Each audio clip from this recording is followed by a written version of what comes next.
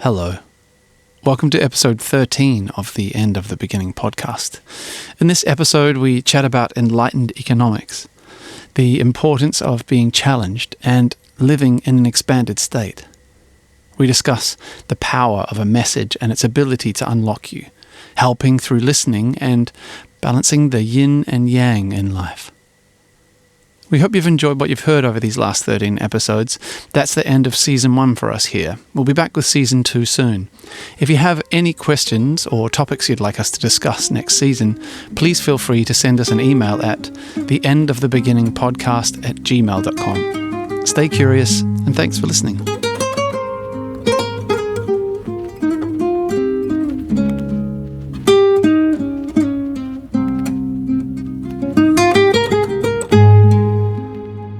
The enlightened marketplace, like enlightened economics, far out. What a concept. Yeah, and also it doesn't feel like it would be new, but I hear what you're saying. The excitement's excitement. But it's like, I'm going to make this table, and it costs me $300 of materials and, I don't know, $1,000 or $2,000 worth of man hours, plus my tools and the capital and maintenance and all that. So say it's like, I don't know, $2,000 for me to build it. I'm going to sell it for $4,000, but it's worth $10,000. And we take out the morality of these things and really float in a space of something akin to symbiosis. It's like, I'm giving you a thing that's worth much more than the value. So you're getting an amazing deal. And energetically, that feels really aligned that it is so. It feels evidenced in my system as like, I feel you're getting an amazing product here. You're paying me something of significant generosity. You're handing over something of significance, something of value, something of, we could say it's like hard-earned money, but that's sort of its own pitfall. Sometimes of clashing concepts and or whatever. But it's like you're giving something. It's like an expression of consciousness. You could be spending your time, energy, money, whatever, elsewhere. But you're spending it, fine. But you're spending it here. Yeah. So you're in the form of money, you're bringing your energy to me, and that has real value. And that actually empowers me to go and, it brought me great joy to build this. And some of the money you're going to give me empowers me to build some more. So these sorts of layerings, again, there's a backdrop to here. It's like, well, you get money from anywhere and we're all infinite creatures that can manifest infinite resources. But as far as the isolation, almost as if it's a metaphor of this symbiosis, of this enlightened marketplace. It's like, I'm giving you something worth 10 times what I'm charging you. You're giving me something of incredible value. We're both getting an amazing exchange, deal. Yeah. So it's 1 + 1 = 3 as a net exercise. Yeah. And it's like, how can all the exchanges be like that? Where this gives me more than enough to do my thing. I think when it comes strictly from a mind place and then a moral place, it can land in something like, I am going to charge only what I need to charge. And that's an interesting, that might come from something quite Christo-Judaic, or something based in I'm functioning as a good Christian, or I'm sure that belongs to lots of different religious foundations. But for the good of the village, I will not overcharge for this, that kind of thing. That's a beautiful sentiment. But it can also rope into energy. The other side of that coin, the other edge of that sword, is that we can minimize ourselves all the time. I'm going to charge the absolute least that I can. Where's your glory in that, or where's your abundance? Where's your beauty in that? There can be. That's totally beautiful, so long as there isn't an unconscious thought fueling underneath that there isn't enough for us all to be wealthy. I want to live simply so that others may simply live. Those sorts of sentiments, they come from a beautiful place, but I think that we're living in a more, I was going to say extravagant, we're living in a more abundant vibrational universe than that. That might make me crazy. It just happens that belief alignment sends my heart into expansive love. Like it feels, as a measure of truth, as a measure of value, my heart expands with those concepts, so I move towards them. And that's probably the only thing that matters. It's not a moral dialogue. Yeah, so the enlightened marketplace is, how do we make this greater than the sum of its parts as an exchange? Yeah. Does that make sense? Yeah, of course. I do wonder, going back to what we were to the beginning, I do wonder if the AI thing is just, you know, what was the the year 2000? What was that? Y2K? Oh, wow. I forgot about that. I wonder if it's another one of those, you know, where it's like, world is falling. Actually, it's actually not what you think it is. It's not as, I don't know. It's not this next revolution. Cold War was the same deal. So we never got to draw swords. You know, it got as close as it gets, but swords were never drawn. And you go, so it never actually, it was never fully realized. You go, that's true. In another way, it caused so much horrific tension that we're at war for decades. When you think about in some ways, World War II right through to the 80s. Yeah. And then look at us now, like tapping back into a similar sort of Red versus Allies tension that's sort of still percolating away. And it feels like a distraction technique. And then there's that layer too. It feels like get the blue guys, get the red guys, get them not talking, get them yelling at each other, and leave us to our, you know, like it's a control mechanism. It feels like for me. Yep. Yeah, I think that's part of it too. I mean, it makes sense that the wartime leaders, you know, the whole Churchill vibe, like that, not necessarily, not a wartime leader and a peacetime leader are very different things, even in the simplest of senses. So it's like a wartime leader has an unconscious or conscious interest in keeping the climate war orientated. Or at least does in some cases, or does to some degrees, or whatever. Like these things are part of it. I have kind of like, not often, I have on occasion, it came with that idea to me that everyone's just doing the best that they can, or everyone's doing what they think is right. And it was during George Bush Jr.'s reign. Term, his seat. Yeah. And because I really despised what he was doing. Like it felt so, you know, couldn't believe there were people supporting it, and it felt, you know, abhorrent to me. And then that idea to me that everybody is doing what they think is right came along in my consciousness. And the idea that George Bush was doing what he thought was right, it was like, now I've got to try and wrestle with this idea. Yeah. And then you go through the villains of time, and Pol Pot and Hitler and there's only two. Wrestling. Yeah, no, just Scar from the Lion that King be true, yeah. and Darth Vader, but also not Darth Vader. Wow, when you really think about it. Voldemort. But yeah, like trying to imagine the mindset where they're kind of, you know, in that space of like, well, this is what we got to do. We got to do it, you know, or won't do a Hitler voice, but you know, like what leads them to that space. And then when they, this is contentious.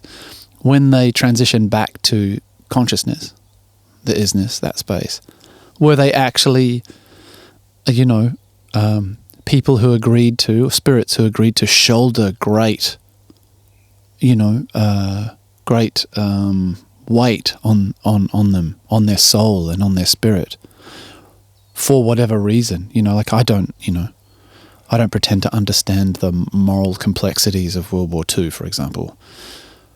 I'm pretty, you know, it's pretty obvious that I'm against the killing of humans on both sides, you know, but, I just wonder, like, because that would leave residue, I imagine, those enormous acts, when you roll into that other space, there would be residue on your soul. It feels like the invitation underpinning that is there an okayness to this? Is there an intentionality to this? Are the two things connected? Like the part of you that would oppose, you know, like the WMD thing and deliberately misleading the public and so that you can execute another war in the same part of the world that Daddy couldn't get the job done. Like those, I don't know, I guess lumps and bumps of history. There's that side of it, but then you're allowing in, making space for it. And yet, is this being doing the very best that they can do given their model of the world, which is a bastardization of it comes from a lot of traditions, but the one in my head is the conversations with God. Like everybody's doing the best given their model of the world. But a lot of spiritual endeavors or directionalities, whatever, cover the same ground, end up in that place. And I don't know, to me it's the same conversation. There is no mistakes in a universe that's of a unified field. Yeah. And yet there is also free will. Yeah. That we do have the ability to make better choices. Somehow both of those realities are true. Yeah. And we can extrapolate and zoom into one that feels really like a complete argument. You go, yeah. And when you're around somebody who believes so much in that argument that they've come to embody it, it's compelling. And you're like, right, wow, I always feel soothed. That person's really sure of themselves, and their self-assuredness is comforting my chaos in some way. Yeah. And you're like, and then you might find yourself even agreeing morally, politically, intellectually, whatever. It's fascinating. But then you dial out again. To me... Well, then you come up against the opposite of that. Yeah. Someone who the same, like them, in a polarized version. Yeah. I imagine... I'm affected by different perspectives a lot. The big bouncing point for me is between deep feeling of feelings, being really in our feminine chaos in that way, and then swinging back to the larger vibrational holding of things where there is no reason to be upset because it is all God. And it genuinely stretches my system. Yeah. Which is evidence that I still get caught. I am in the middle Not above of my work. Yeah. I don't know why I want to hit that so clearly, but I'm still so susceptible to... I'm listening to a particular offerer of content at the moment who's a channel and offers things from very similar to lots of stuff that I've fallen madly in love with over many years, but it's offering it from a different vantage point, different language, a different flavor, a different coordinate point in the universe. And so it shakes things up in a different way, and it invites me to expand into a much bigger version of myself. And then I feel this, okay, do I get to bring my heart with me? Because the invitation is to see all the things that happen as opportunities, as really painful circumstances that might come up in your life, as things to work with and traverse. And it almost feels like an invitation away from feeling it into a higher holding of it. And in some ways that's created the most expansive chapters of my life.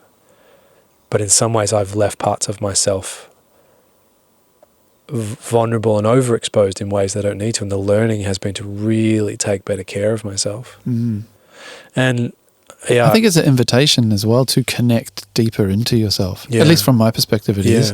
Because I used to really dislike being challenged. Like, it would really rock me. Yeah. I'm so used to, I got used to speaking with such passion. People would kind of lose the battle, aren't we? Yeah, or they were just kind of like, just an easier target. If he's talking with that much passion, maybe he's onto something, you know. And then you would have these conversations where someone's actually intellectually, but perhaps even superior, but they've got great rationalization, and they've got great debating skills. And it used to rock me, and now I welcome it. I welcome it with such open arms, because like it tests the deep. Like, how deep have you gone into yourself, and how deep are you committed to this ideology and this truth? Are you just repeating words and things that you've just seen on Instagram? Yeah. Or have you washed this through your soul? Very different. So different. In fact, on different planets in different dimensions, they almost have nothing to do with each other. I'm definitely guilty of both. You know, like I've definitely, brought up things that I know nothing about and pretended to talk like I know about them. But then, or the worst one, worked it out halfway through that you know nothing about what you're talking about, or far less than you realize. Like, God.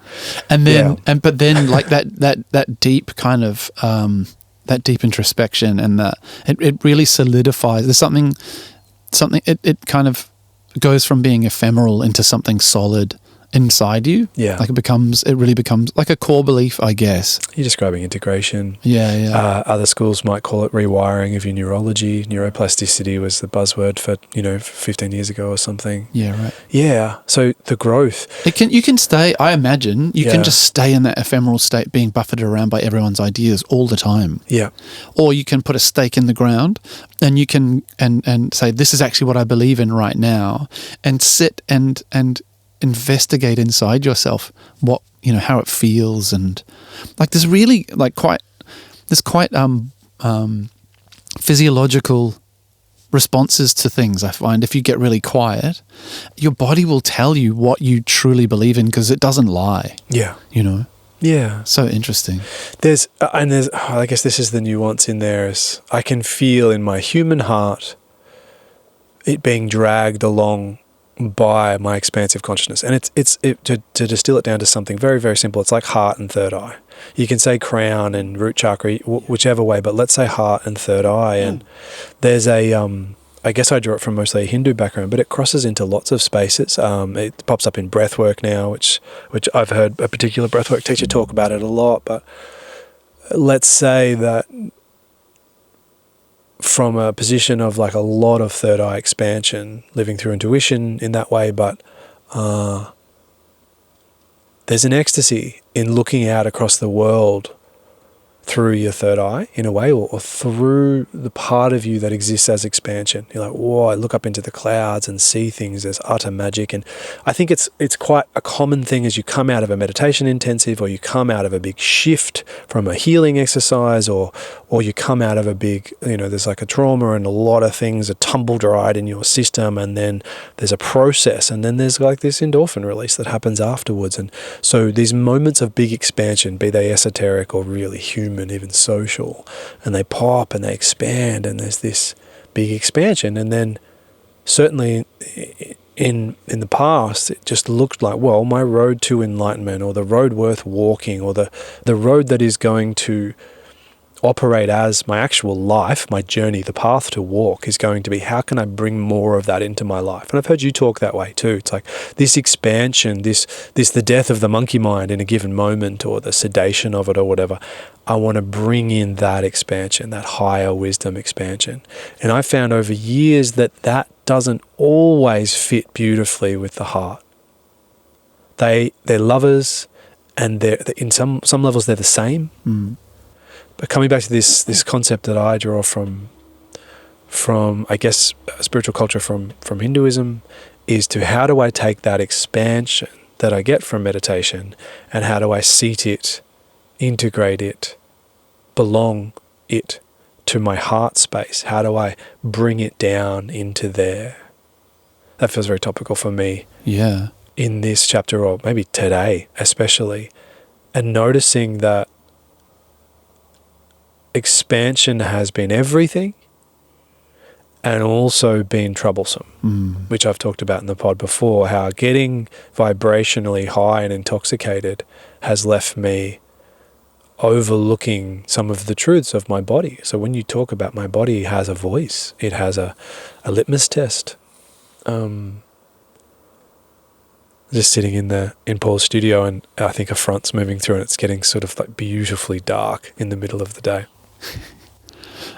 As you were talking, like the idea of like abandoning your heart came through, and it's like I think a lot of us have. I've certainly been guilty of not listening to my heart.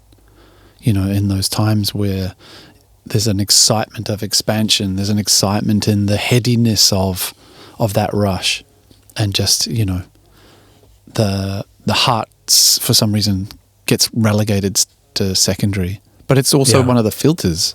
Yeah. So the integration makes sense. I think it's detectable that we're, and I hope intentional, or it's conscious, but also honored and celebrated that we don't have the answers here. God, no. Yeah. God, yes. So we're sitting in this. There's a beauty in that. And we don't have all the answers in this. Or we could talk about a different topic where we have more answers, and it could come across as more assured, and could offer a certain flavor. But it's a different kind of conversation where we're saying, this is the frontier of our work.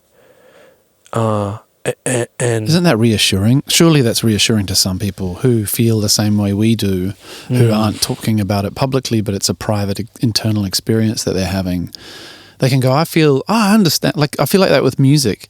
Sometimes music says things so eloquently, far more eloquently than I can say. And sometimes I feel like that same experience is when I hear podcasts or I hear people talking, I was like, it's nice to hear people struggle. Hear the humanity. Yeah, I think it's really important. Yes, the power of the authenticity and the honesty, certainly.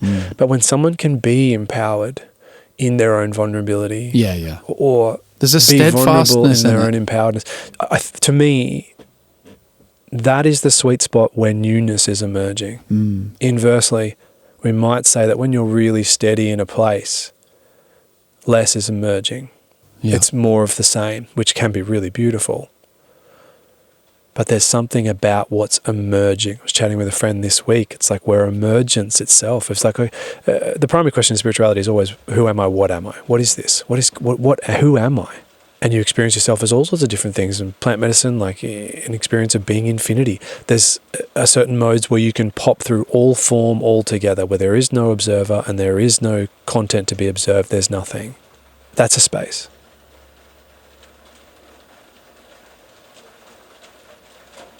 Evidently no words exist in that space. There is a beautiful thing. And again, I want to say this isn't the whole answer either. That maybe the answer's in between the words. Certainly the answer is being as honest with yourself as you can be in a moment. So if it's a moment of real expansion, that feels great. Maybe that's where you go. If it's a moment of deep heart feeling and mess, then that's where you go. Honouring the truth of the moment. And we are complex beings. It reminds me of parts therapy. Like this part is front and center. Part of our nature is dichotomous. How can I care this much about the people that I love and the virtues that light me up and turn me on in a way that I'm willing to fight for them? How do I have that fire inside of me that really cares about specific things, and yet another part that knows it's God and could just die to the pleasure of of being unified with all things? This dichotomy, fascinatingly, and this is perhaps more word and structure orientated, but that you are, let's say, you're half infinity and you're half organic matter. A human, mammalian, pack-orientated, deep-feeling, neurologically driven, all these things. And those two things, half of you in the very midpoint, the place that they actually meet, if you keep going, zooming in and zooming in and zooming in to see where the actual point of contact is, merger, unification, it's in the pole of it. All that divinity, which is everything, and all that biology, which is quite singular, it just wants to not die kind of thing. It wants to thrive. It wants to be able to connect and soothe and perpetuate and multiply, and the very earthly drives. Those things intersect in the place that God individuates and in the place that nature enlightens to realize its own godhood. It's as if God realizing its individuality and capacity for preference and specificity and really to grow. It can dance in individuality to increase its awareness of itself, which is the most fun it's yet imagined. God-godding, and then biology popping up and out of its constraints into infinity from that perspective is also, it's like the goddess coming home to feeling fully seen. The meeting point of that is our personhood. It's the Atman, it's our soul. Fully divine and yet fully individuated. Both of them in that midpoint. And so when I've seen you get lit up about this namaste concept of like, I can see the God in this person. It's like the reverence for that's an individuation of the divine right there. That's the miracle. And so coming back to what I was saying, like, what is our nature? Abundant? Is it loving? Is it indestructible? All these wonderful Confused. qualities. Is it lost for words? What is it? Which is it? And they're all beautiful. And you could spend a decade just like attuning to your infinity, or like your timelessness, your eternalness, your eternity, whatever the right word would be. It's so fulfilling. It's so wonderful. Like there's no end to that. One of those ways to relate to self, one of those things that could fully define you, one of those things that is infinite all by itself is emergence. You are a newness itself, emerging, as if the universe goes to all the trouble of existing to create a precipice in which something can pop out, something new can bloom, God realizing something new of God's self. Maybe it's just a different perspective of the same old infinity, and that's enough. Or maybe it's infinity expanding. It depends on who's telling the story. Both exquisite in their way. But what if our very nature is emergence? It's blooming itself. I had a few things pop up during when you were talking. One of them was, and I experienced this more in setting up a business, which seems like a really strange place, but the familiarity of the unknown, getting comfortable with being on the edge of that space. And we've spoken about this before, like that's where everything is that you ever wanted. You know, we've had that discussion. It's like everything that you ever wanted for your life is in the unknown. It's not in everything that you currently have and everything that you know, because you've got that and now you've experienced it and you get to go and get it from the unknown. But in that same way, I wonder, is there a comfortability or a familiarity, comfort through familiarity of being in that vulnerable state that you're talking about, of that deep connection between God's self and the humanity? And so over time, that becomes, when you spend time right in that intersection, that becomes familiar to you. And so you no longer feel uncomfortable in that space, and that's actually a lived experience for you. That becomes a normal reality for you. That becomes a space that you inhabit without trying. You know, that's your normal state because you become comfortable with it. Whereas in my experience, it seems somewhat fleeting because I visit it via... Being comfortable with discomfort is a fleeting... No, just more in those extraordinary experiences. So if you have a deep meditation, I was telling you yesterday when we had caught up for a chai, I had a beautiful yoga experience and then meditation afterwards where I was able to have incredible gratitude for my breath. It was pretty crazy to say it out loud. It's like, what are you talking about? But I felt overly grateful. I don't know. Really profoundly grateful. Yeah, profoundly grateful, literally for the breath coming into my body and it being expelled. And I was like, that at the time it was quite divine and it was quite a beautiful experience. But upon reflection, it's like that's even talking about it feels uncomfortable to me, you know, because it's odd. It's an odd state to talk about. It's not a really celebrated... Do you know what I mean? Like, well, there's the challenge of sharing something deeply vulnerable. And I'm noting the way you're telling the story with the third-party audience in the room versus how you told me yesterday too. Yeah, yeah. Which is not obviously I'm not calling you out, but just noticing, isn't it interesting? Because there's a vulnerability in sharing it with people, and that infers... because some are going to go, you're a fucking weirdo.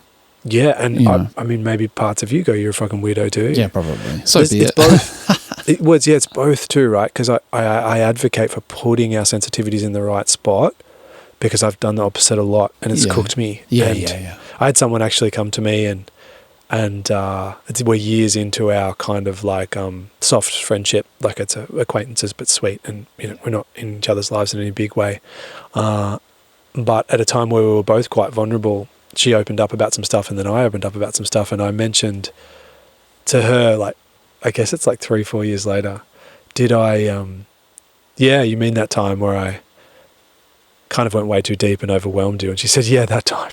And so part of me knew and was comfortable in knowing that she knew, and that another human part went, oh. Yeah, bummer. Oh, bummer. And part of the irresponsibility of putting really charged things in the wrong places and using the word wrong lightly and sort of contextually. Mismanaged or... Yeah, inefficiencies. We're just dancing in inefficiencies in the margins. To me, we're channeling divinity into a finite vessel. We're taking something human, mammalian, organic, sack-like, you know? Sack-like. It was crude, like meat sack. Yeah. You know? And we're funneling infinity into it. It's allowed to be clunky. Yeah. In a way, it's not, we're doing the impossible. Yeah. And yet it's the very middle of our lives, the most pedestrian thing available is to be doing this profound work. Somehow it's both. This endless representation, this endless popping up of dichotomy that goes, that every topic we talk about. Yeah. You mentioned writing a book or whatever about the enlightened marketplace. The book that I would write next, I'd only write it if like something just had to get out of my fingertips in that way, you know, would be about dichotomy. And I suppose that is when we float around in those dichotomies and really give ourselves over to them, two things that should not be able to exist in the same moment and yet do, something pops out. There's an optimization in those windows. Well, that goes back to the blue and the red, doesn't it? You're not supposed to talk. They're not supposed to have a point of intersection because they're on opposite sides of the story or Polarity. opposite sides. Yeah. And it's like, sometimes. Yeah, well, I think I'm talking about an intersection, aren't I? Yeah, exactly.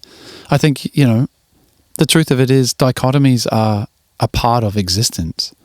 Yes. You know, they are part of being consciousness. I think this is becoming conscious right now. So I brought up that I exist in intermittent tension between deep feeling and then deep ecstatic expansion.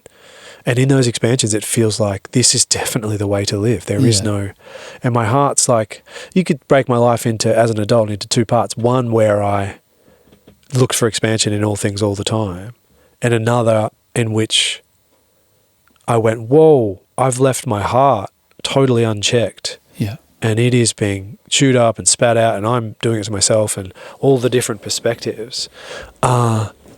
And now it's like with big expansion re-entering, let's say these couple of days, and it's like, oh, there's a caution, like, can you give yourself over to this? A similar caution to a few months ago where I felt this drive to devote myself to some devotional practice, some actual, you know, functional devotion where you're, you know, praying to a statue or whatever, or kirtan or mantra work, and feeling fear. Feeling like that's not safe. Love isn't safe. Was an authentic reaction in my system. Does that mean it's profound truth that we should treat as objective? No. That sucks. Don't do that. But it is true that there can be a reckless abandon. And we talk about bypass so often, but I suppose this is the opposite of bypass, where it can become too dense, where a big expansion, the big wave of the set rolls through. You're there to surf. You came to surf. Are you going? There's no one out. You're in the perfect spot in the lineup. This is yours. Everybody else is parting, removing, gifting this to you. You have to do it. And then there's a fear that goes, but this has led to unsafety before. And perhaps the way that we practicalize is to, how do I do this and take care of my heart at the same time? And some of the answer is by coexisting with some scary stuff. Yeah.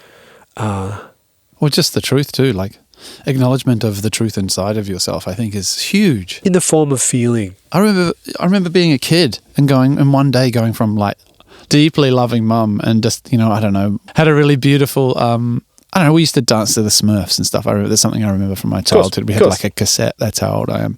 We used to have a cassette of the Smurfs and we'd all dance and stuff. It was just ironic when we did it. But then, you know, like hating her with all of my being, you know, like by the afternoon. Yeah. Because she was laughing at something that I found really painful and, you know, she just thought it was trivial. But inside it was everything to me. And how could she treat it so flippantly? I fucking hate you with everything like that's the dichotomy right there. Yeah. You know, close to source as a young child, you know. And that we are that. We definitely are that. I think over time we learn to modulate. Sometimes we just learn to ignore the dichotomy inside ourselves. Yeah. Yeah, you know? And usually in my experience, defaulting to a mind orientation. Which or socially accepted or politically motivated. And it comes to mind straight away that that's the blessing of your life involves that particular path and how wonderful. There are no mistakes. That's a beautiful version of it. We're also in an age where psychotherapy is a huge part of Western culture. Yeah. And self-reflection in some ways, because we're not fighting saber-toothed tigers at the door all the time. We have the bandwidth to self-reflect, and that creates navel-gazing and way too much and all of that, for sure. But also it has its purpose. It has its place. Its sovereignty, there's a word there. Providence, maybe. But I'm also struck by, like, we mirrored, this is very prevalent for me as a concept, I think right now in my own energetic work, we mirrored our environment. We had no choice but to entrain. Yes, there's individuality. Wow, this kid's so different to this kid, and this kid's got a bit of mum and this bit of dad, but en masse, we are vibrationally mirroring in order to survive our people. Previous pod, you were talking about, the splicing of two vibrational creatures together to make another one, expose them to that environment. They meet someone else, and then they create children, and all this incredible diversity of experience that is infinity's method for exploring itself, was some version of your language. I guess if you think about Paul or Luke defaulting to mind orientation and bypassing how they actually feel, it feels really clear to me that we're mirroring our parents in that instance, that's the best they had, the very best, coming back to what you were saying before, the very best that they had. And so some concoction of a ratio of feeling to thinking, thinking has this static orientation to it, right, wrong, binary, clear. Not always. Obviously, there's explorative dialogue that you can have in an intellectual/philosophical way. But you're describing to me the suffocation, might be too strong, but the stifling, the repression, the turning the dimmer switch down on the feeling part, and that would have been a reflection of your environment. I didn't mean to unpack this so specifically, but that's interesting, which means then the karmic blessing would be, or the karmic integration of it all would be to undo that in a beautiful way in your adulthood. And the real gift being the appreciation of what it is to feel and think freely and in balance, like your yin and yang, living in harmony within you, in oscillating, beauty, and what it is to be really human and really spiritual in a single moment or an hour of your life, and go, whew, that was beautiful. That was enough to get out of bed for this morning. That was enough. If the universe, when you feel it, like when you felt that real expansion, which is a very spiritual experience by the sounds of it, but it probably has to be in harmony with your heart as well. Those moments are so intoxicating and fulfilling that it feels like that's enough. If the universe went to all the trouble of existing just for a being to have that moment, that's enough. Our mind will come in and go, oh yeah, but there's so many other variables. What about all the other people? It's like, well, in a real exalted vibrational moment like that, when you're standing witness to something beyond miraculous, it's like, that's enough. If the whole thing imploded right now, that's enough. That might be nihilistic or really self-orientated or something. There's a selfishness in that, maybe. But that's the nature of it. And it distills down to a being forgot that they were God and then remembered in a radically explosive moment of self-realization is at the core of it. There's so much infinite value in that it's enough. It's somehow enough. And that's also possible for every being on the planet. And conveniently, what I mean is we're all that important. We're all that valuable. We're all that capable. We are the miracle in that sense. I read a quote from the Bible. I read a quote. It came across my purview, and it was like, it's easier for a camel to travel through the eye of a needle than a rich man to enter heaven. And I wanted to, for some reason, I wanted to ask you your thoughts on that. Oh. Like, how do you? I know, radical departure from what we've just been talking about. No, it's like, should we discuss why you want to ask me that? Well, I'm interested. Why you want to ask it? Yeah. I'm interested in because we talk a lot about manifestation, and we talk about like financial manifestation, and I have, struggled with that and releasing a lot of my old stories around it.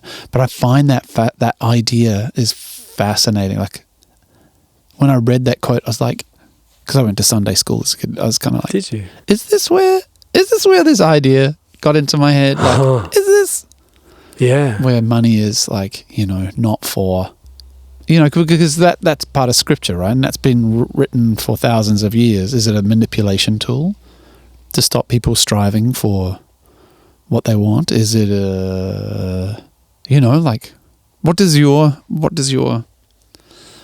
where does your mind go, and where does your spirit go when you hear that? It's so, they're fable, right? So they're malleable. Maybe they're metaphorical. Well, there's some really fascinating. It depends. It depends what rich is. If he thinks that you're not talking about the Bible as, being a fable. I think generally it's understood these days as not too literal. A lot of the people who feel really steady in there, I love this book. I love this man, meaning the New Testament man. Yeah. Whatever his name was. Is that Mexican?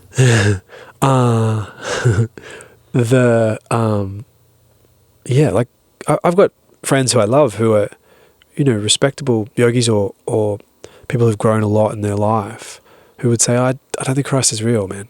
I think that there is a Christ in every faith. Mm-hmm. And they don't just mean an enlightened one or a prophet. Yeah. They mean like there's somebody who matches the description of Christ in every tradition. Yeah. And so the historical figure simply did not exist. It belongs to something else. So I guess there's a historical denial or refute of it. Yeah. And I don't know, I don't have a problem with that. But it does sit vibrationally at odds with my meditations on Christ and what I've experienced in that space, which don't make me particularly special. That they're just there.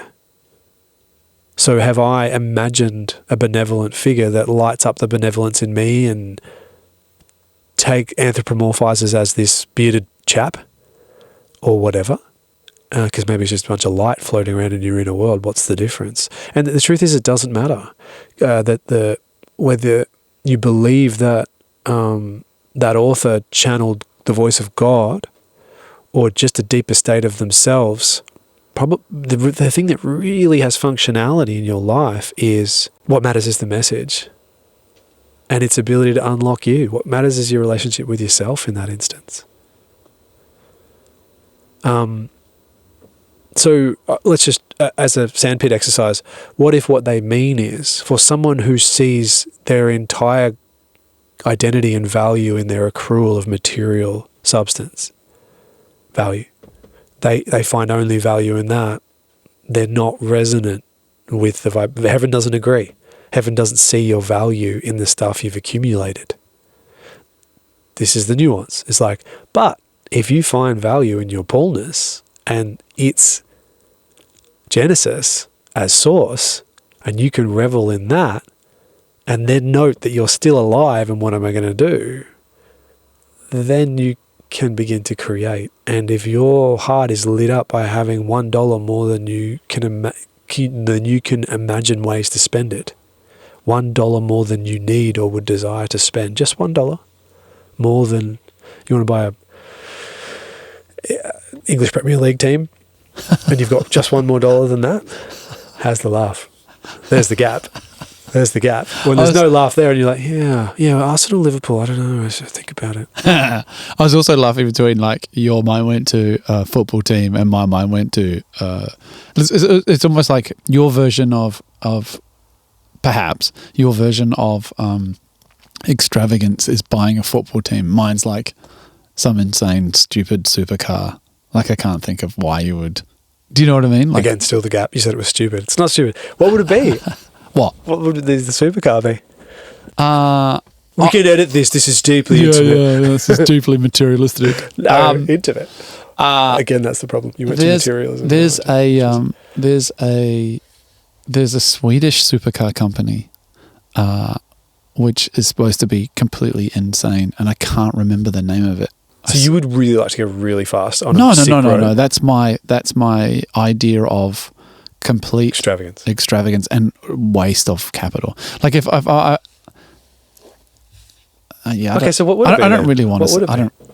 Like if I had a shit ton of money, what would I spend it on? If you had $1 more then I could spend. Then you could spend, and we've got to define what could spend is, because we're not spending just to spend, because there is less can be more. That's a real thing. If you put 4 Ferraris in your driveway, people might find the dialogue about the Ferrari thing really crude, because it directly challenges that live simply so that others may simply live. Yeah, I'm not saying that's morally right or wrong, but it's a fascinating point. So if you've got 4 Lamborghinis or whatever in the driveway, I don't want 4 Lamborghinis. I would sell them. Yeah. I would sell them, and then I would... negative. It's like, it's worse than having 1 Lamborghini.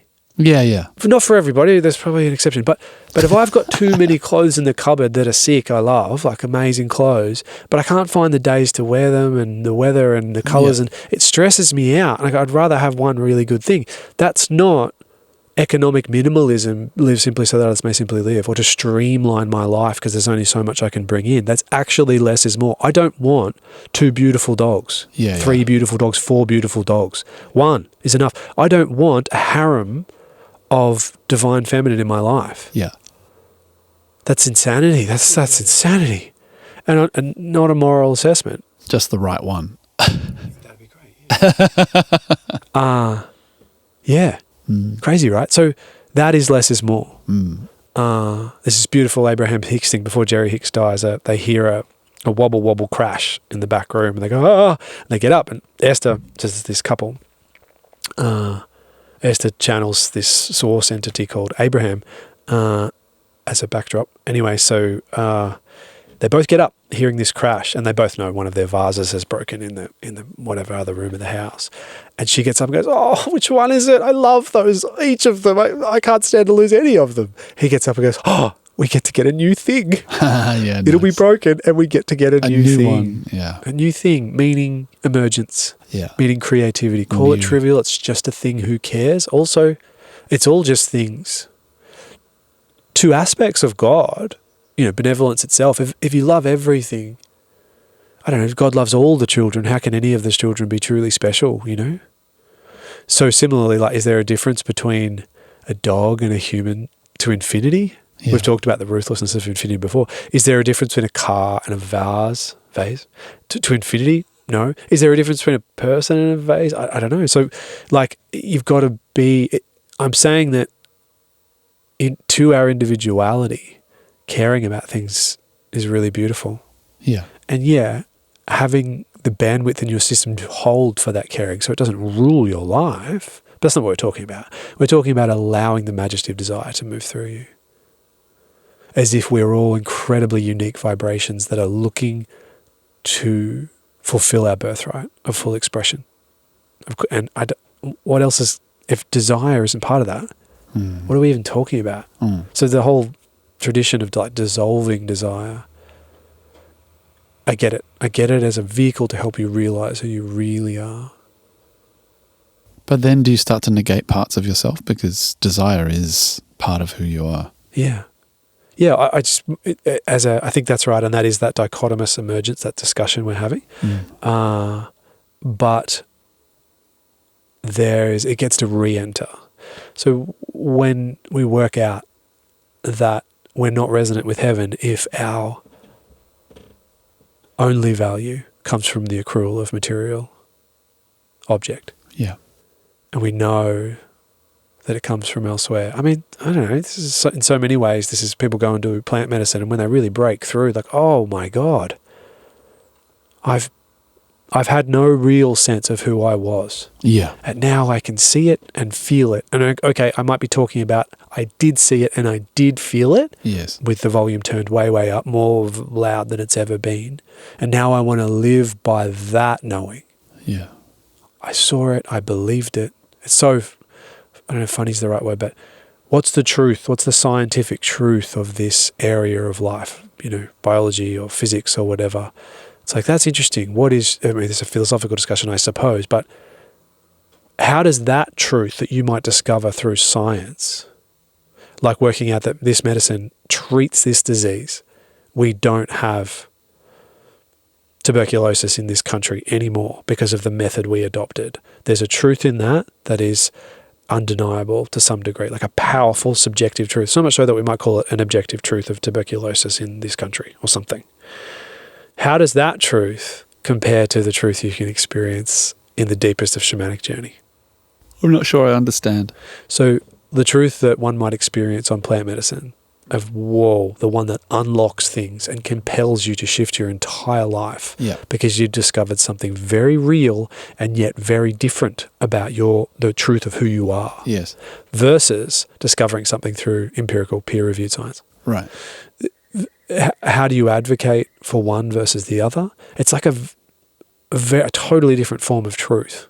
Yeah. The one that comes from knowing and feeling. Yes. The one that comes from a bell ringing deep inside of you as inspiration, as in spirit speaking, versus peer-reviewed science. I'm not poo-pooing peer-reviewed science. Like I come from a health science background. I get it. It has its place. It's part of this biological world we live in. And it's exquisite. We're exploring the frontier of things through that method too. Yeah. It's also true that one, if they disagree, one is a lot more fulfilling than the other. In so many ways. Yeah. That's in there too. Yeah. Yeah, I don't know. So maybe I conveniently wriggled Not really. into support of that, but that's what comes up for me. Otherwise, have you just approached that through a mind lens? Yes. It's like give all your wealth away, and you can see how somebody else could benefit from that. There's many different, opinions on what the Bible is, and one of the ones that I've heard is that it is layered, multi-layered. So there's a simple, like quite literal understanding of the Bible, and then there's there's metaphors, and then there's layer upon layer, depending on your ability to translate. Yeah, and so that that feels like a completely different layer. You know what I mean? Like tuning to a different frequency of the same understanding. Story. Of course, and everything's like that. Everything's like that. Yeah, and even a different. You show up and you meet a friend for coffee, and it's this kind of conversation. You show up at different times, same people, same place, same coffee, and it's a totally different beings meeting in different places. So where is the vibrational frequency of this? Yeah, and it's fluctuating all the time. Part of my nature is very communicative and also intuitive. So I'll feel things move through, and I'll really want to offer them. And so the endeavor, the learning, the growing is often in just shutting up and listening. Mm-hmm. But then also being like, but it's not that offering intuitive hits is wrong either, but trying to be humble in that and finding the way through. I've lots of people pissed off. Like, I just really want you to shut up and listen. It's a Brene Brown thing. It's like, I think it's her, but it doesn't belong to just her. But really, like, advice is 5% useful, which means 19 times out of 20 it's redundant and protracting and net loss. I think intuition can shape that if you feel really inspired to share something, because there's moments where you offer something from that place as if it's like there's two people sitting around a campfire made of authenticity itself as they unpack, and it's something's moving up and out of that, and it just happens to move out of this person. But that's complicated because we're people too. Trying to find that way. Wait till you're asked is very convenient, but sometimes things bubble up. It's not very intuitive though. Yeah. Is it? It's kind of I'm getting an intuitive hit, can I offer? And most people who identify as being progressive I think I've asked you before, you've never said, no, don't tell me what you're feeling. It's always, give it to me, whatever, like, let's go. Both barrels. Yeah. Yeah. I feel tender around that, because that's I was chatting to a beautiful friend who was moving through something so beautiful, and I did listen, and it was a pleasure for somebody who's powerful in their own right and devotes themselves to listening to other, and then they gave me the privilege of being really vulnerable with me, and I was aware of it at the moment, just conscious, and just sit and allow, and I kept getting these intuitive hits. I'm like, I might regret this if I say this, I might regret it, let it go. And sometimes it's a clear inspiration of like, I really want to say this right now. Or it's maybe modes of receptivity. Maybe that's a cleaner way of approaching it. This person is in a mode of offering and not receiving right now. Reading the cues has been massive for me. Yeah, exactly. Yeah. You've got to really read the room, and I've been tone deaf on many occasions. Last week, had a conversation with a friend, and it was just like, just not resonant. I wasn't paying enough attention, which is nice. It's good to have those reminders. Yeah. You know what I mean? Like humbling craft. Yeah, and it was humaning. The indication to me was just the conversation went somewhere completely unexpected that I wasn't intending, and it was great. Great from that space of being able to own it. Being able to be vulnerable in that space and apologize and back out of the conversation, because it wasn't actually, it's like, we've driven down a road that I took a wrong turn here. I meant to go left, and somehow we ended up right. My bad. Something really beautiful about that. I had that again with my daughter. I don't want to expose her too much. she comes sometimes when I'm editing these, she comes and listens and she's like, "Are you talking about me?" You got busted. I've been busted like that too. Yeah, and it's like, well, do you want to listen to it, and do you feel uncomfortable about it? And if you really do, I'll talk to Luke and I'll cut it out, you know. But we had an experience, let's say, where some trust was broken, and I was pissed because it was kind of something that your trust was broken. Yeah, and it was something I'd trusted her with, and I have a really tight bond with her, which I'm very proud of, but also very grateful to have, because she brings me such beautiful depths of her experience, and so I have to honor that, you know. And it was interesting. The first part of the experience of interacting with it was disappointment, anger, you know, frustration, and then it rolled into sadness. And so I did all the things like, no, none, you know, you can't have any of these things now, and I'm taking things off, things that happened to me in my childhood. Yeah. And then when the kind of sadness sort of hit, I just kind of took a beat and I went back into her room and I just explained to her that, you know, one of the hardest things for it is that I'm trying to do something different than how I was parented, which is not knocking how my parents parented me, because they did their best and they did, you know, I'm incredible, like they're amazing people. But they had limits, like I have limits, and she will find my limits, you know. But in that space, being able to say, I'm trying to do something different with you, babe. And if you're going to do things like, if you're going to hide things, or if you're going to break that trust, then we kind of have to start rebuilding that. And that's a real bummer for me, because I feel like this is something worth investing in. And that's why I'm talking to you now. That's why, instead of just continuing to be angry and taking stuff away from you and banning you from things or grounding you or whatever, you know, the punishment would be. And so those punishments still stuck, but they had way less sting in them. You know, like it was really interesting. Like she came out of her bedroom and we kind of just got on with the day. It was really interesting. And it wasn't like it didn't go in. It wasn't like it hadn't been glossed over, but there was a reconnection, and I got that, which is so important to me. I got to say to her, even, you know, like, because I love you, even when these things are happening. I fucking love you to bits, even when I'm disappointed or when I'm pissed off or she's pissed off or yeah. And I think that's such a powerful mechanism to interact with. You know, like a child, I remember feeling like, you know, when I did something wrong, it feels like the extraction of love from authority. You know, your parents are your models for God until you work out that they're just people. And I feel like to offer that love, even in a space that's uncomfortable, is such a beautiful thing to be able to interact in, you know? Yeah, it just felt really, again, it became a learning experience for me. Yeah. And hopefully for her. I can't control that, but, you know. You're describing the outer edges of your growth too, because you can manage a lot.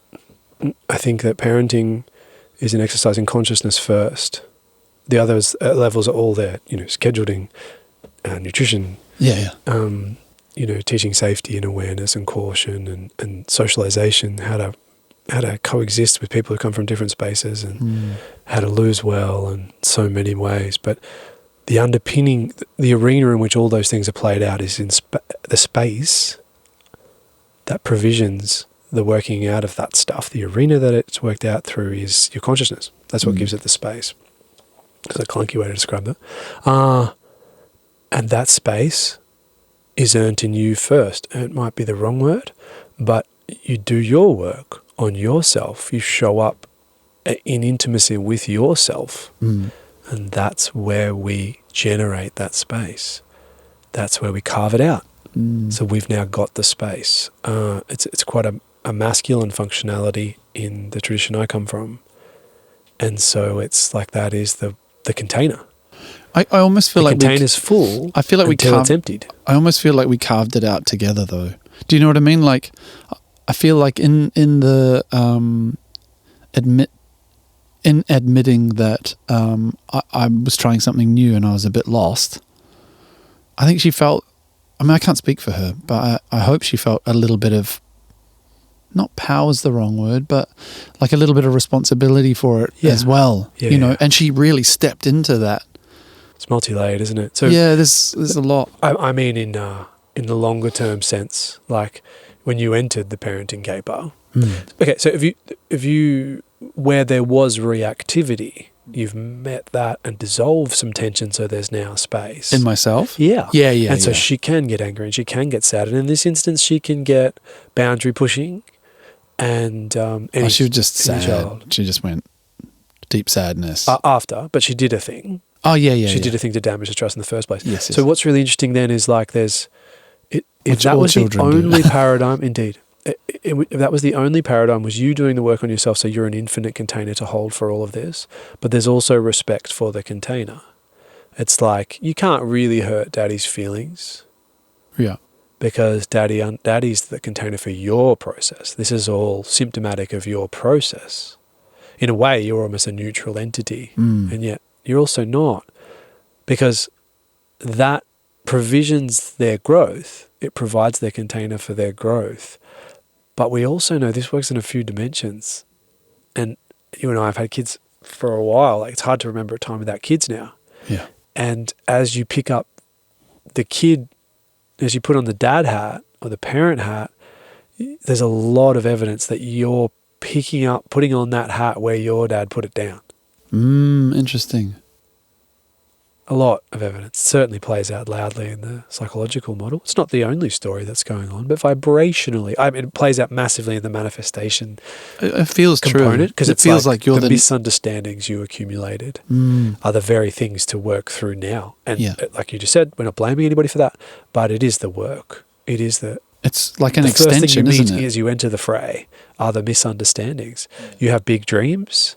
You usually met with the misunderstandings about your true nature that block them. This is why, maybe particularly Shaivism, Advaita, different arms of Hinduism, it's enlightenment's a revelatory process. You're revealing yourself to yourself. And the pages or the layers you peel back, the curtains that you draw are misunderstandings. And they come from somewhere. And so on one edge, parents are a container for their children's process. And so when we get reactive to our children, that's our inner child coming up, you could say, and you cater to that to dissolve the space so that you can meet them more authentically and lovingly and openly. And yet sometimes that very guidance or that containment looks like the boundaries of a container too. It's like we don't run onto the freeway. We don't have tantrums on the side of the freeway. We go to a better place so that we can breathe and that we're not at risk to ourselves, like these realities. But also there's one of the limits is one of the beautiful things to show our children. This is one of those dichotomies, bro. I never thought about this one before, but here we are again at another dichotomy. You're also showing them that you're a human being. You're showing them your limitation, and that looks, on one level, it's a failing, or it's our edges. It's showing us our limitations of capacity. But we're also showing our children that you're in a vibrational dimension of limitation. Like, people have limits, and respecting your father, insofar as not that he's God, but that he's a finite being who has feelings. I mean, you think about a little girl who then goes on to meet the love of her life at, I don't know when people do that these days, but let's say it's 30 or something, and now they know that the one who brings real virtuous masculine behavior to my world, or just human behavior to my world, is also someone I want to respect and honor the journey of. So in a way, you're teaching child to honor other as well. What a dichotomy. You're there to honor them. You're not peers. And yet sometimes there are peer-like moments. I don't want you to hold space for my process, but I want you to know that I'm limited. I want you to see that and for that to be real. Daddy gets his feelings hurt too. It's not just a game to me. It hurts when one of the most valued connections I have damages trust. I have to adjust my world. It's uncomfortable. I'm up for that, but your behavior is directly linked to that. You can hurt people, my love, and they can work at it. That's the sandpit of parenting in that way too. So letting them see the anger and letting them see the disappointment and all that. But we do it as consciously as we can, and we do it as best. I find that that's a dichotomy. It's like, how do I explain to you how I feel, the emotional reality of what I'm moving through, without asking any of you to do hold anything for about me? it? Yeah. Yeah. It's big. I remember one time I just had a bunch of feeling move through. I was probably pretty stretched as a parent after, there was a time accumulation to it. Maybe I hadn't found the time to meditate. I probably could have done with 2 that day or whatever. Very human, very mammal in the kitchen moment. And all of a sudden I just went, and like little tears just came out, and something that I wouldn't have been able to do 5 years before that because I wasn't in touch with those parts of myself as much, and it just came up and out. And my daughter, my older child, was very reactive in that moment. It surprised me how upset she got, and she had to help. Yeah. Oh no. I've got to fix and this. it felt like I can't live in a world where my dad Is emotional. can break. Right. And we've alluded to before, I got quite sick at one point in my life, so I did break, and so maybe it's echoes of the trauma that's there, and so it's opportunistic. But also it's like I felt inspired at that moment to look her right in there and go, babe, It's all good. you want the men in your life to love themselves enough to be in touch with their heart. Yeah. I do this now, and I'm here for you in 10 minutes. I suppress this now, and you get a counterfeit version. Lifetime of a diluted. Well, yeah. Well, also, you want to bring, we're presuming heterosexuality, which might be taboo, but whatever partner they're going to attract, they want a dance partner who loves themselves enough to honor their heart in that way. Because then it's actually them they're dancing with, rather than some pretending person there to survive. You're married to pretense itself. Yeah. So it's funny because another dichotomy is allowing myself to be soft and yin to cater to myself. It's also deeply masculine. I am holding space for my own stuff. I'm, I think about the silverback gorilla on the hill who's won 1,000 battles and isn't afraid to die and will do anything for the pack, or, whichever metaphor fits there. I don't know if silverback gorillas care that much about other gorillas. I don't know. But let's say this case, it's so brave that you'll allow the tears to move through. Yeah. It's almost a background gruffness. It's like, I'm not afraid of this. Yeah. Like let it out and then howl at the moon and then I'm okay. Yeah. I'm reminded of like less mature battlefields being out in the world, and then the more mature battlefields being the inner battle, like the peaceful warrior, the inner warrior. Yeah. Work on him, conquer yourself, and the world becomes more playful. Yeah. Yeah. That's a really interesting dialogue too, actually, is we've talked about it before, I suppose, that if you've got $10,000 in your bank or $1,000 in your bank, but you would like 10 million, then the sort of embodying of what that vibration would be. And then as you shift into that inflection, you see a lot of the stuff that doesn't embody that. The thoughts that like, no, money's hard. Yeah. How are we going to pay these bills? Yeah. The trouble... I do oscillate. I really enjoy spending time in that space where I'm like, bro, there's $20 million in the bank right now. Why are you worried? Yeah. And I love that. I love it. Like I just be in that space. Everything is just... I think part of the nuance is recognizing when that's hard or halfway. And occasionally you can tease yourself into when you're fully expanded. That's an oxymoron, but when you're really expanded, you can feel that it's already there. Yeah. Part of the evidence is that the full trust and the full, well, I guess it's a full vibrational realization. It's not materially realized, but it's vibrationally realized, and that it feels like it's already there, and I feel like it's already there. I would add, I think this is quite a natural mechanism within us. Yeah. To retrieve, like it's data stored in a hard drive, to access the part that knows that to be true, and go there. And then the evidence that you're there is that it feels fulfilled. Like if someone, I don't know, if you bought a car and then your brain goes to like, it's your first car. It's like, I'm going to walk to the shops. Like, no, I'm going to drive to the shops. I live in a different world now. It's like you're living in a different consciousness. So what's interesting, I think, is just noticing the vibrational quality you've got to get to in order to feel like that's a given. Yeah. And registering when you're only halfway there and going, okay, I'm actually going to put down this topic because I'm going to go $20 million in the bank, $20 million in the bank, $20 million in the bank, and I brainwash myself. But what you're really doing is pressing that button of half charge over and over and over and emanating out split energy of like, I really want to feel a way I don't feel. So how do we feel that way so that the thoughts are natural byproducts? And what we might do actually is avoid that topic and go to something simpler. Think about puppies and think about something really low charge. So you can, similar to the Einsteinism of like no solution was ever found through a problem vibration. Drop it, redirect. Yeah. Some of the dichotomous, confusing, contradictory stuff in my experience is like that sometimes it feels really inspired to actually feel the pain of lack around it, but do your best not to really get awash in the story. But feel it. And that can be a way to move through it as well. And this is part of that, I'm bringing my heart along for the journey here, which you might consider, I am preparing my humanity to hold a bigger reality.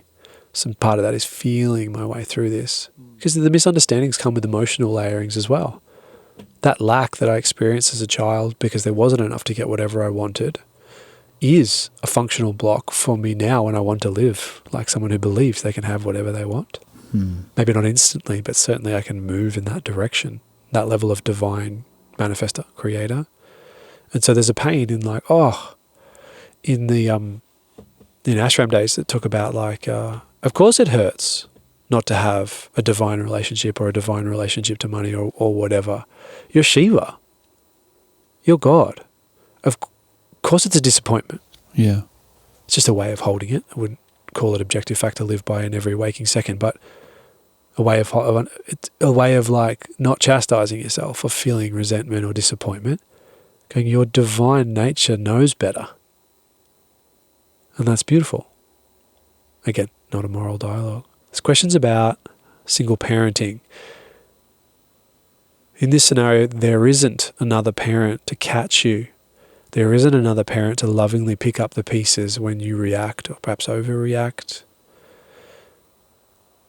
There isn't another parent to provide a different insight, to look in on the scenario through their own eyes and share the journey of parenting.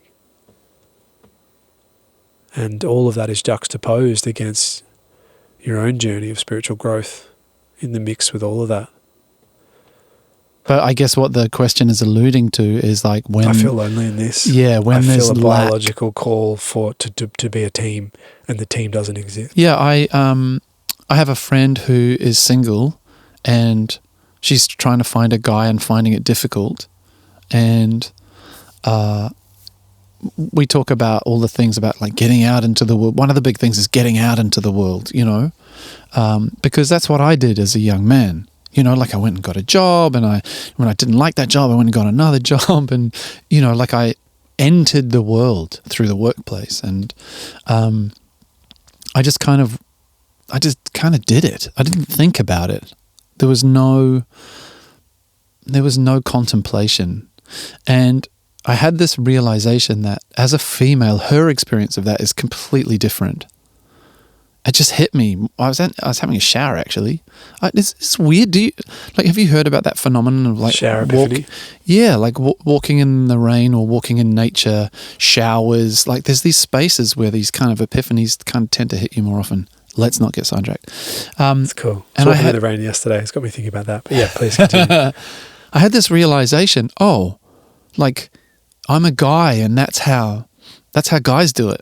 Guys go out and they get a job, and and women do that too. But really, when a woman comes from being in her nuclear family and comes out into the world, not always, but one of the more traditional ways was that a man would bring her out into the world and look after her, and would protect her and would take care of her in place of the family. You know, in place of her father. And I realized that she doesn't have that. And it was a huge blind spot for me. I was quite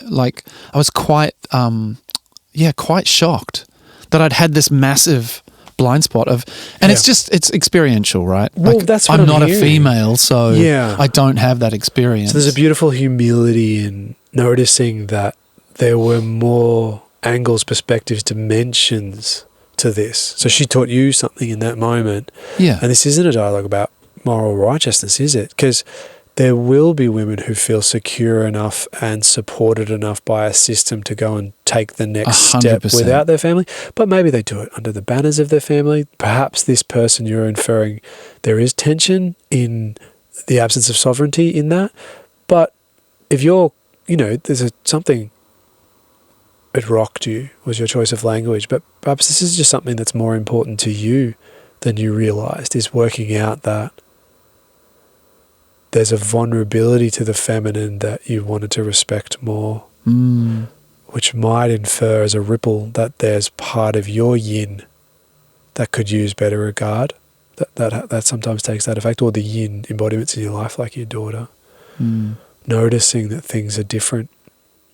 We've talked about before, like how the genders polarize each other. My daughter activates parts of me, perhaps not activatable without her. Yeah. To step up into the world and be more because she needs you to. Needs me too. So what does that mean? I have a thing that she may well have in her, but it's most natural for her to step into her creative, fluid, deep, vulnerable self that can be playful and creative when it's well protected. So she's served by that protection, and I'm served by her desire to move into a protected state so she can create and flow and be feminine. And so trying to dialogue with this in a neutral way. But to me, you're pitching to something relational from an archetypal and certainly a tantric sense, but the energies of the masculine is polarized by adequacy and inadequacy, and the feminine by safety and vulnerability.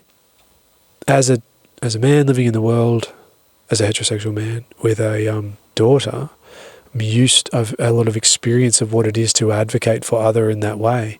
It is so empowering, so purposeful to give that mammal a pack to protect. She's got a new dog, and I'm watching her neurology play out all the time. She needs a pack to neuroregulate with. She needs to understand her place in the world. Yeah. Subordination is a gift to her. Subordination is a gift to my children. And yes, there's a dichotomous dance to let their sovereignty out. But also, like, for every moment I decide not to be the adult and to treat them as an equal, they stop being a kid and they become an adult to some sense. Yeah. And I think this plays out in gender polarity as well.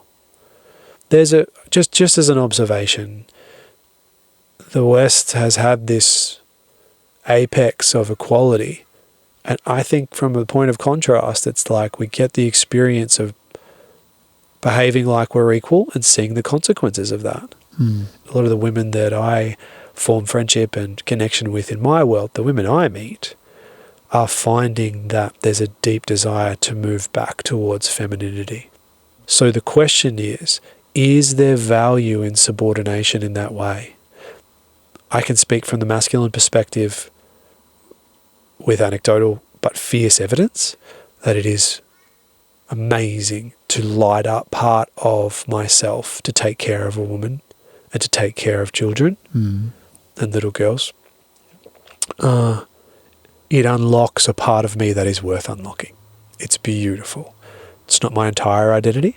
It doesn't actually belong to my divine identity. I can feel that too, that there's a part that transcends gender too, but perhaps not completely. That part is magnetized by connection to men, deep friendships, really excited about those things. But there is still a root in human connection, even in those exalted states, that is lit up by the goddess in a different way. So if the universe does exist in lawful balance and I'm lit up by the purposefulness of protecting, does that mean that women, in a primal way, equally and inversely, are lit up by being protected? By being regarded as so precious that their vulnerability matters, in some ways more than mine. in some ways more than the masculine? Is there a part that feels more empowered by letting something else be powerful in a physical sense in the world? And to me, that is the essence of yin energy. One of the convenient metaphors to play with is if there's a guardian at the door to the cave, then the oracle can function with full power intuition at the back of the cave and can serve the village as a fully empowered feminine. So if you think about it as more of like a spiritual archetype than a sovereign human being looking for equal rights in the world, I think they're valid, but let's pay attention to the feedback life is giving us. I have a very deep-seated desire for equality for all people, regardless of their race, gender, their socioeconomic status. I truly feel no better than anybody in this world. Yeah. Which is interesting. Like it's my brain then goes, yeah, but what about famous people? You probably feel weird when you meet famous people, and it's like, well, sometimes depending on the famous person. Why do I elevate them then? That's dichotomy. Yeah. Dichotomy, exactly. But it is a observable polarity is an observable experience in this existence of humaning. Yeah. Yeah, and people enjoy different parts of it. You know what I mean? You have masculine men with feminine women. You have masculine females with feminine men. Like that's part of the polarities. And you have masculine men with feminine men.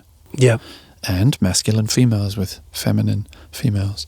Something that's Teal Swan talks about. The world is built. It's a masculine structure. So she's describing the patriarchy. Yeah. Yeah, so what she offers is that the world is set up for, she means like energetic masculine cycling. Like we live on a daily cycle. Yes. Which is very yang. Rather than being able to move, 4 women live inside the one woman each month. Each calendar month kind of thing. So she lives by the moon, whereas this is the sun. Yeah. That's such a beautiful way to put it. It's part of it. Isn't it? Like, it's horrific. So is probably going a bit far, but it's, that men live by the sun and women live by the moon. And yet women are being forced into living a masculine way, right? Yeah, that's the assertion. It runs deeper than that too. It's kind of interesting. My reflections around it have been like, in my own experience of myself, again, as a straight dude, noticing that the yin parts of me, there isn't the space to melt down when there's jobs to be done. Yeah. We live in a world that there's jobs to be done. Get out there. We'll deal with the rest later. Yeah. When the job's done, which in our culture seems to be something like retirement or something. Yeah. And yet retirement's a strange space. Strange concept. Yeah. We live in a structure that is inherently structured. Yes. Which is masculine all by itself. It doesn't allow for a lot of chaotic movement. So, okay, this was the plan, but this chaotic phenomena has arisen. A revelation, it's popped in. It demands to be dealt with now. We're going to stop everything we're doing and deal with this now. So the ability to be fluid versus structured. Yeah. Yeah. So interesting. So many things pop up in my head. It's like, well, that's not efficient. And it's like, yes, but is efficiency actually what we're chasing? Well, different kind of efficiency. Different kind of efficiency. The objectivity of getting the job done. Yes. Versus the inobjectivity of taking this vital part of self and saying, fuck right off. Yeah. Or the enjoyment of So that's radically inefficient. Well, yeah, but again, that feels like a masculine perspective. What about the purposefulness of coexisting with the crying baby inside of us? Yeah. This is all the shit we're talking about all the time. Yeah. Is being brave enough to be soft to do this inner work. And that noticing that the structure doesn't lend itself to, like, it's a bohemian way of living. It's counterculture. Like I said, me crying in the kitchen was shocking to my daughter. Yeah. Because she hadn't seen it before. Me not being able to do that 5 years before is polarized. It's a radical delineation in my life. As a complete contrast to that, I've always cried in front of my kids. I think and my mum encouraged it, I think. She just like, there's nothing wrong with crying. It's what we do when we're overwhelmed and blah, blah. I've had moments of like dancing with my kids and just being overwhelmed by the beauty of the moment and bursting into tears. Yeah. And they're like, what's wrong? traumatizing my children. But I'm like, nothing's wrong. This is just such a beautiful, So wonderful happy. moment. Yeah. Yeah. Yeah. So these things are so charged.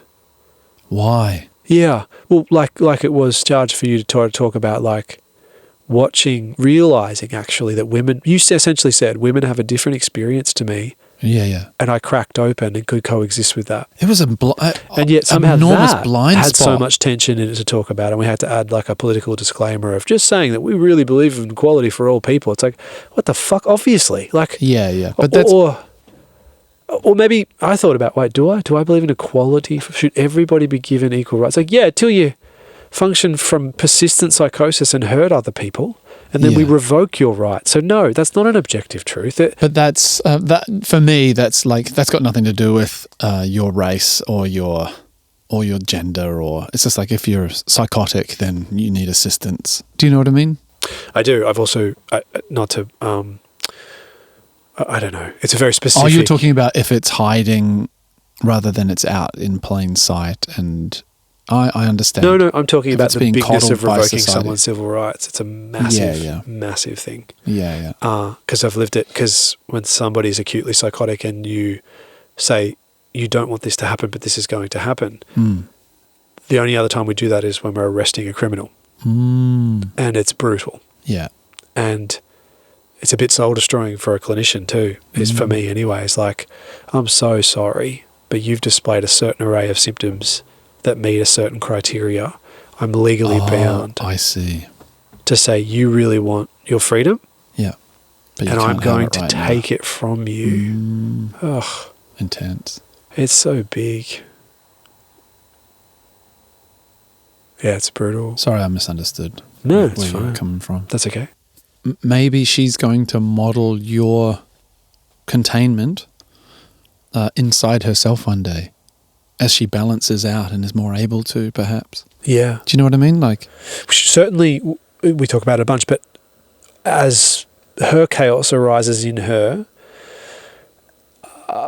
that she takes the peaceful half of herself, or the empty half of herself, if we prefer, and contains with it. So yeah, mirroring my containment, that we welcome in our own emotions. And in fact, so that the let's say the dad and the daughter become the adult self and the childhood self, or the inner child, or the chaotic self, or the yin and the yang that exists within her, which I think is what you're saying. So yeah, we're adopting a posture that she can reflect, integrate and embody and move forward into her life with, and that works on all the levels. Yeah. I'm fascinated by the gender thing. There's a certain, I'm noticing we're episode 13 in here, I'm feeling more comfortable to maybe tackle some of the harder things, but it is true that there are a lot of women in my life who I can feel want to move more deeply into their feminine. And that, I notice the world we live in, being the West in 2025, feels in conflict or in contradiction to that. As if it is saying there's no power in a yin that needs protection. And in my essence, somewhere deep, deep inside of me, that also doesn't feel far away, feels available and defiant to that, but fiercely alive to say, no, that's exquisitely beautiful. Because if you take that essence away, I don't have a purpose. That the corresponding polarized part of me that wants to dance with that, protect it, allow it to come to its full potential. There we go. Allow it to become as powerful as possible. Yeah, and so I am inferring, or this part of me that wants to speak right now is inferring feminine power. This beautiful feminine power that I don't think we yet, in our culture, en masse, have the language to even talk about. What is feminine power? Certainly don't value it enough. And this, we mentioned before, this Teal Swan reference where she talks about that we live in the structure of our world is deeply masculine, and it doesn't allow for natural, routine feminine expression, because we live on a daily cycle rather than a monthly cycle, and lots of different things, which is just playing with as interesting ideas. But I noticed that the world I grew up in didn't allow for my own chaotic yin hyper emotionality to move out at different points because we were too busy being objective, too busy getting the job done. Yeah. And so I have to create that safety for myself. You could say the world's broken if you want, or it's just incredibly ripe to be changed, to be transitioned into a deeper, more full health for us all, that all parts of myself can be healthy. Yeah, and I think I've mentioned before, I'm a single male, and I notice that in that experience vibrationally that I am attracted to women who want to move more deeply into their feminine, which is inversely means I want to move more deeply into my masculine. And in a crazy dichotomy, a lot of that looks like dealing with my own feminine more intimately, more directly, and being more feminine. Yeah.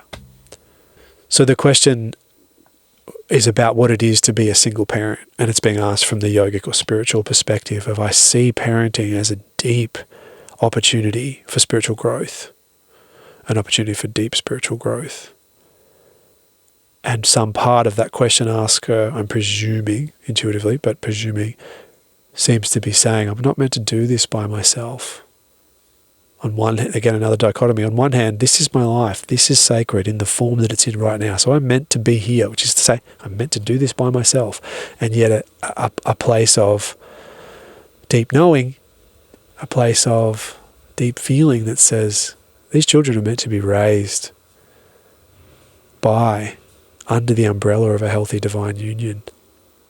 I experienced that as a single parent or as a dad. What is the language? I don't even know. A single parent sometimes seems to infer there's only one, but when they're with me, there's only one. When they're with me, I am by myself, and I notice myself adopting a lot of yin energy and then a lot of yang energy. And it's beautiful to explore those parts of myself, and it's beautiful to be challenged and stretched, drawn up and out into a bigger version of myself, to be more adept in those spaces. But there's been many a time where I've gone, this is not meant to be like this. And my children have observed that as well.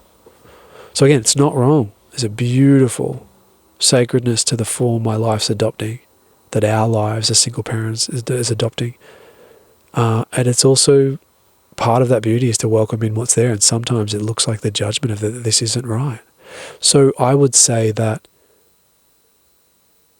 this is like consolidated and exponentially, it's been magnified, it's been empowered, the volume's been turned up on it in recent weeks. But that I've mentioned in the pod before, I realised now, I thought that I valued family before, but having experienced radical change on the family landscape, it's given me the opportunity to realise how much I really do value it. This is like karmic polarity. The sum of the gift is growing to know vastly better that I really do appreciate family, that it is really valuable to me to raise children as a combined unit and to embody divine union so that that's what they photocopy forward into their own life. And to be that. And yet somehow that's not the truth of my life right now. And yet experiencing the opposite really enhances the appreciation of that other thing. Yeah. So being with the mess of it all has really shown me who I am even more. And it's really fierce. And so I suppose, I'm not sure if we're here to help or we're really just here to, in the addressing of these questions, is see if we can amplify one another. So there's a person in the middle of a rich process reaching out under the guise of help and curiosity to share a problem or share a hurdle that they're working through. And it's like we can amplify the best parts of her by amplifying the best parts of us through an expansive dialogue. That's kind of what I see it as, like taking things we're really excited about and making them bigger. So in this instance, it's like there's so much beautiful growth in there, and the beautiful growth is radically amplified by your willingness to be really honest with yourself and go, this is really hard. This inspires me to move in another direction or to value the opposite. Yeah, not a solution. No solution offered. just an honouring of how intense that work is. An invitation to see it as exquisite. And I suppose for me, I would get so upset about it at different times that my children come from a broken home. And sometimes really messy in that, but generally just like, oh God, this doesn't feel right. It doesn't feel right to them, doesn't feel right to me. What is this? And the insight that birthed was that, but also their lives are sacred and is adopting this form and has for years and may for years longer. So we can't de-sanctify their life. It's beautiful. So a holding of certainly both, allowing the pain of the mess, but honouring the sacredness of it.